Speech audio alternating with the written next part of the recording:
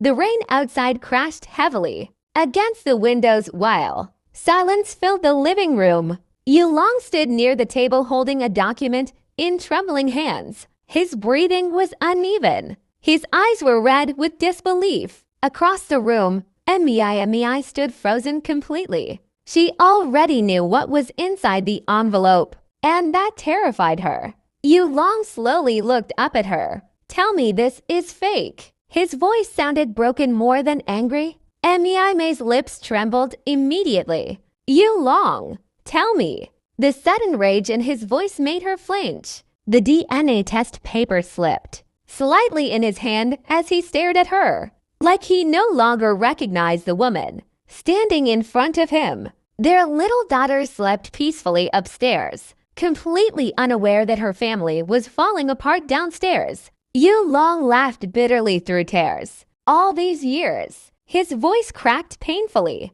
"All these years I loved her like my own child." Mei immediately shook her head while crying. "You are her father."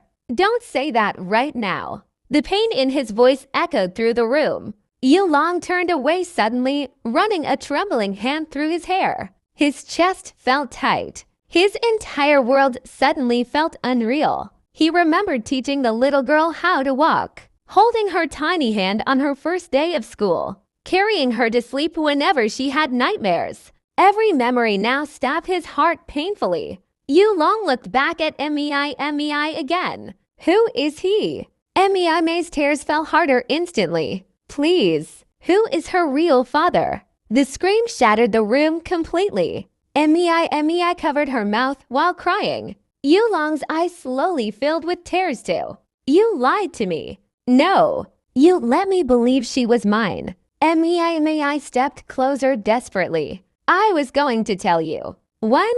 His voice became quieter now. "After 10 years." The silence afterward hurt more than shouting. Yulong looked completely destroyed.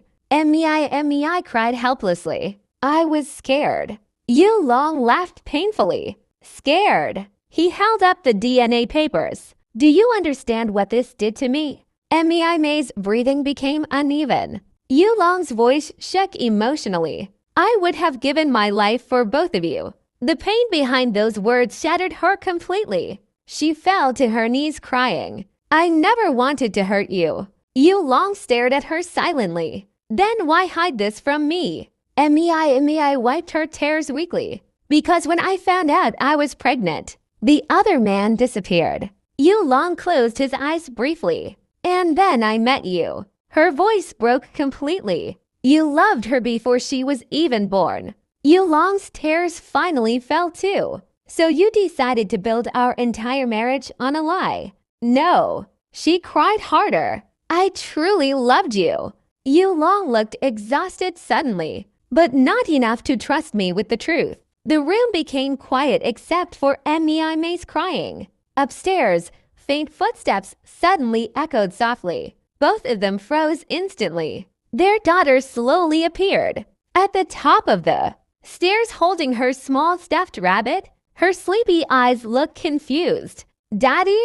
Yulong immediately wiped his tears away. The little girl looked between both of them nervously. "Why is mommy crying?" Yulong's heart shattered instantly, because despite everything, the moment he saw her face, he still loved her exactly the same way. That only made the pain worse. Mei quickly stood and walked toward her daughter. "It's okay, sweetheart." But the little girl kept looking at Yulong. "Daddy?"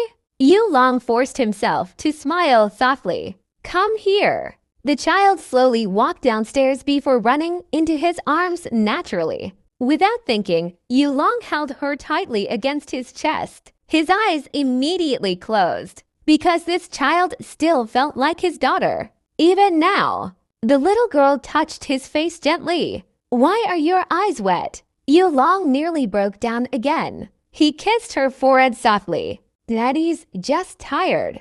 The little girl hugged him tighter. "I love you."